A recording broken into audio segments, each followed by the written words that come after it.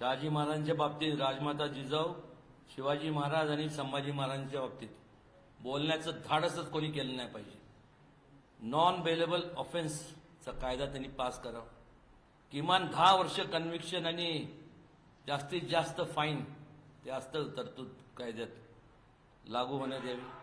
त्याचं इन्व्हेस्टिगेशन हे PIBI नाही, DYSPच्या रँकच्या ऑफिसरनी करावं.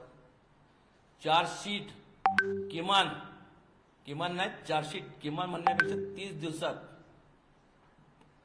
संपूर्ण फाईल झालीच पाहिजे. Tribal by sessions court, fast track basis आणि डिस्पोजल 6 महिन्याच्या आत झालं पाहिजे.